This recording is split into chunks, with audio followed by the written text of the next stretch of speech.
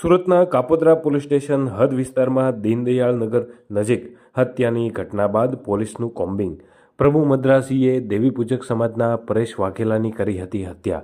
આ ઘટના બાદ દેવી પૂજક સમાજના લોકોમાં ભારે રોષ જોવા મળ્યો હતો.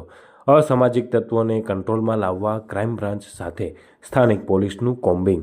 કૃષ્ણાનગર વસાહત, દીનદયાળ નગર વસાહત અને રામનગર વસાહતમાં કોમ્બિંગ હાથ ધરાયું. અસામાજિક તત્વોને પોલીસ દ્વારા કડક સૂચનાઓ આપવામાં આવી.